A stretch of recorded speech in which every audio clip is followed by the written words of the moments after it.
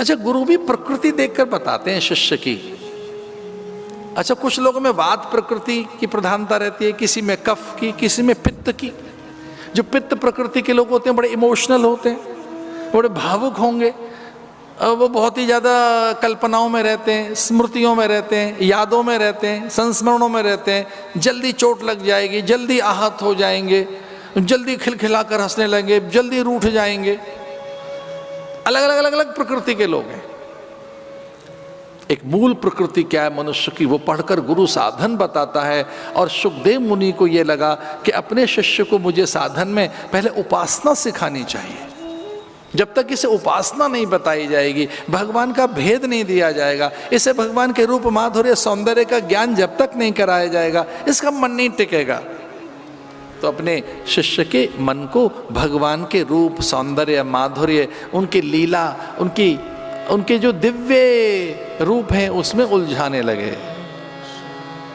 जितासनो जितश्वासो जितसंगो जितेन्द्रिय स्थूलो भगवते रूपं मनः संध्यानि। स्थूलो भगवत रूप है, भगवान के स्थूल रूप में, साकार में उसका ध्यान लगाने लगे। जितासनो जित श्वासो जित संगो जितेंद्रिय। कुछ थोड़ी देर के लिए जितेंद्रिय बनो, सांसों को स्थिर करके एकाग्र होकर और भगवान के किसी एक रूप में ध्यान लगाइए, और फिर उसमें से भी ध्यान निकल जाएगा। जैसे जंगल में किसी के पैर में कांटा लग जाए, किसी के पैर में कांटा लग गया और कांटा लग गया बहुत गहरे गहरे धंस गया है, तो उस कांटे को निकालने के लिए क्या करेगा व्यक्ति जंगल में, जानते हो? एक और कांटा ढूंढेगा। जंगल में जैसे ही कांटा लगा है पैर में, तो जिसके पैर में कांटा धंस गया है उसे निकालने के, उस कंटक को निकालने के लिए एक कांटा ढूंढता है वो। अब क्या करता है, धीरे धीरे धीरे जहाँ कांटा गया वहाँ उसे अपने हाथ में जो कांटा है, जो विवेक से डाला जा रहा है, होश में डाला जा रहा है, उसे हिलाता है। धीरे धीरे धीरे, पीड़ा न हो ज़्यादा, रक्त न निकलने पाए, ज़्यादा अधिक कष्ट न हो, धीरे धीरे अंदर तक ले जाता है कांटे को, और वहाँ ले जाकर कांटे को, उसे हिलाते हुए कांटे से भले ही दर्द हो, धीरे से उसकी नोक को पकड़कर कांटा निकाल देता है। अब कांटे ने कांटे को निकाल दिया, तो जो पैर में धंसा हुआ कांटा था वो तो निकल गया, उसे तो फेंक देता है वो। लेकिन जो हाथ में कांटा है उसका क्या हुआ, उसको भी फेंक देता है।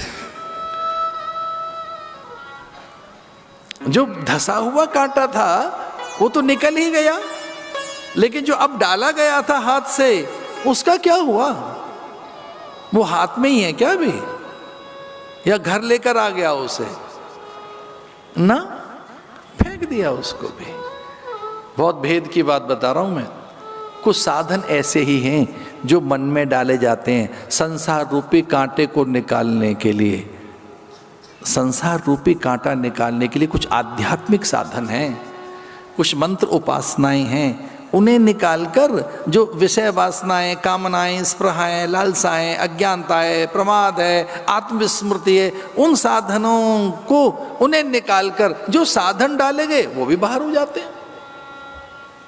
तो रूप नाम का जो साधन है उसे भी डालकर बाहर चला जाता है रूप।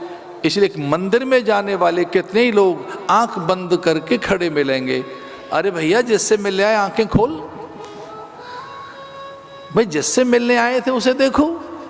तो जो मूर्ति है, जो प्रतिमा है, वो हमें अंतर्मुख करती है, जो रूप है वो हमें अंतर्मुख करता है, स्वरूप की ओर लेकर जाता है, वो हमारे मन में बसा है। इसलिए एक शब्द है मंदिर, और इसका सीधा अर्थ है जो मन के अंदर है उसे कहते हैं मंदिर। मंदिर तो मन के अंदर रहता है, जो मन में बसा है वही मंदिर है। जो मंदिर में जिसे ढूंढने गए हैं वो मन में बसा है। इसलिए स्थूलो भगवदे रूप। सुखदेव मुनि ने भगवान के रूप का वर्णन किया, कल्पांत में एक नारायण, शंख चक्र गदा पद्म मकराकृति के कुंडल, शेषशायी जगन्निवास श्रीहरि, उनके नाभि कमल पर ब्रह्मा, और ब्रह्मा से सृष्टि का निर्माण हुआ। ब्रह्मा ने संकल्प से एक ओम भव श्यामः, और ऐसे अनेक चीजें पैदा कर दें। जैसे एक बीज में न जाने कितनी चीजें छुपी रहती हैं, गोंद छाल छाया वलकल, हरितिमा गंध सुगंध मकरंद, सूखी लकड़ियां बौर फल रस गुठली पता नहीं क्या क्या, एक ही बीज में इतनी चीज छुपी हुई है। वैसे ही उसने एक से अनेक होकर प्रकृति का निर्माण किया। भगवान की कथा सुनाने लगे और ब्रह्मा के मन में ये पैदा किया भाव एक से अनेक होने का, तो मन के भाग से आधे से मनु और फिर शतरूपा प्रकट हुए। जो पहला मनुष्य पैदा हुआ वो मन से पैदा हुआ है। मनु, मनु माने मन से, मन से सृष्टि पैदा हुई है। मनु शतरूपा, मन को चाहिए रूप, तो मन के आधे हिस्से से पुरुष पैदा हुआ, आधे से स्त्री। स्त्री बाएं अंग से पैदा हुई है, पुरुष दाएं अंग से पैदा हुआ है। इन दोनों मिलकर इनकी युति बनती है। लेकिन आज एक भेद की बात बता रहे हैं। जो सृजन है, रचना है, देवतत्व है, अमरत्व है, अथवा जो स्थायित्व है, और जो नाभिकीय सत्ता है, धारण की क्षमता है, वो पुरुष में नहीं है।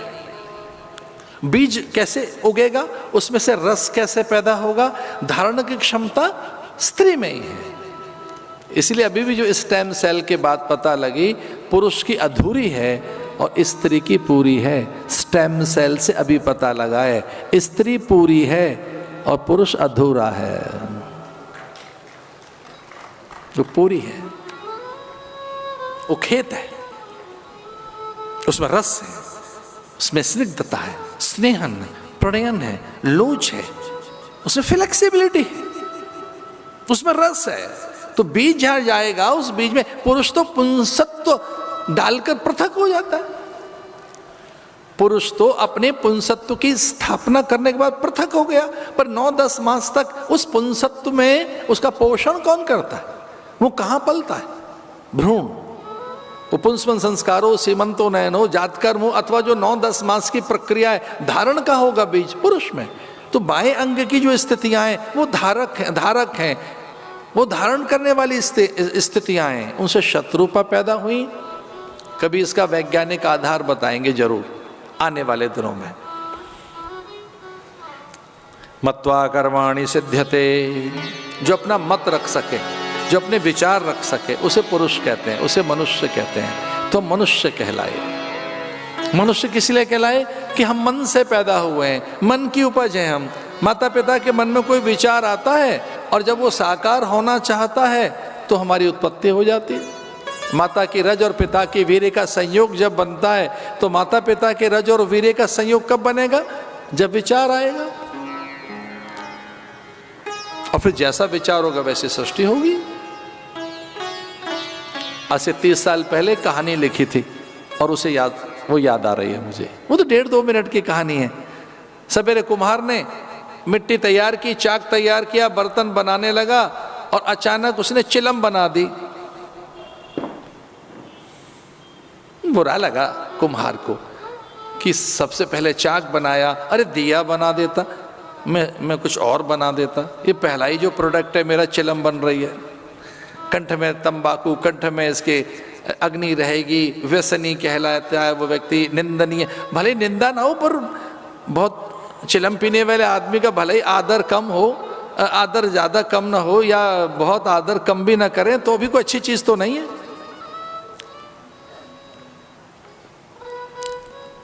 अच्छा नहीं किया मैंने चिलम बना दी पहला।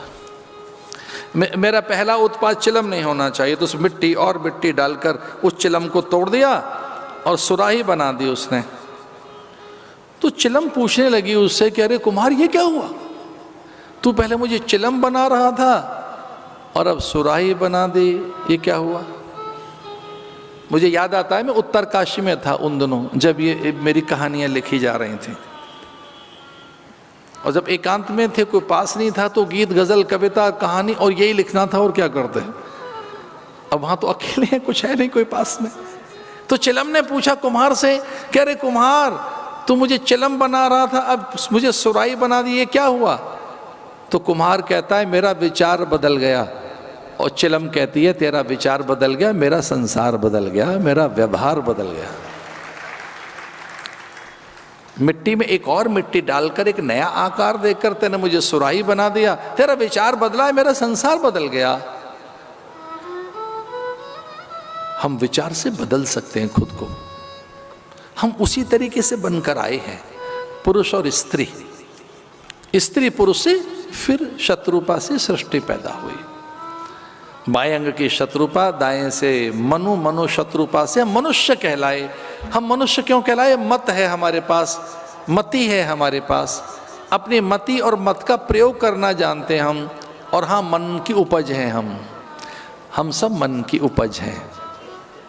अब डायरी लाएं कि नहीं मैं नहीं जानता, लेकिन अपनी डायरी में एक पंक्ति जरूर लिख देना, हम अपने विचारों की फसल हैं, हम अपने सोच का परिणाम हैं, हम कुछ और नहीं, हम अपने मन का ही फल हैं, मन का ही परिणाम हैं, और कुछ नहीं। जैसा हमारा मन जिस तरफ हमें लेके जाता है वैसे ही हम हो जाते हैं। तो मनुष्य कुछ और है नहीं, ये जो वर्तमान है ये भूतकाल की उपज है, और जो भविष्य होगा वो वर्तमान में जिया जा रहा है। तो वर्तमान कुछ और नहीं, भूतकाल की उपज है, ये मन की फसल है, ये मन का उत्पाद है, ये मन का परिणाम है, ये मन की और हमारे मन की सोच विचार की प्रक्रिया है। तो हम सोच की फसल हैं। कोई पूछे मनुष्य क्या है, तो सोच का परिणाम है, मन की फसल है। मन में जैसे भाव, जैसे कर्म, जैसा चिंतन, जैसी प्रेरणाएं, जिस तरह की चेष्टाएं, अनुक्रियाएं, प्रतिक्रियाएं हम में पैदा होती हैं, वैसे हम होते जाते हैं। कथा का ये दूसरा दिन, जिसमें मन की क्रियाओं का हम कुछ वर्णन कर रहे हैं। आगे चलेंगे इन दिनों में हम। आज शुकदेव और परीक्षित के संवाद आरंभ हुए हैं। ये भाग्यशाली क्षण है कि जब शुक और परीक्षित के संवाद आरंभ हो गए। जब आप किसी जगे हुए व्यक्ति से बात करते हैं तो भाग्यशाली क्षण होते हैं। चिंतन की तुला पर दो दीपक तोल लिए जाएं तो अंतर ज़्यादा नहीं मिलेगा। अगर एक तराजू में दो दीपक रख लिए जाएं तो एक जैसी मिट्टी है, उतना ही तेल है, उस दिया में बाती और तेल उतना ही है। तो अगर तराजू पे दो दिए तोलने चले तो एक जैसे ही मिलेंगे, तौल में, परिमाण में, मात्रा में, लेकिन थोड़ा फर्क है। एक जला हुआ है, एक बुझा हुआ दीपक है। जो जला हुआ दीपक है वो प्रकाश देता है, जो बुझा हुआ है वो प्रकाश नहीं दे पाता। बुद्ध का ये उपदेश देते हुए आज की कथा की समापन की ओर बढ़ते हैं। अप्पदीपो भव। कथा कुछ और नहीं करती, हमारे बुझे हुए दीपक को जलाती है, हमें प्रकाश देती है। वो हमारे सत्य से परिचय कराती है, हमें यथार्थ का बोध देती है, हम अपनी वास्तविकताओं से अपना परिचय कर पाते हैं। एक और बात, अपने होने के अर्थ उजागर होते हैं। हमें अपने होने के अर्थों का ज्ञान होता है, हम अपने मायने और मूल्य समझ पाते हैं।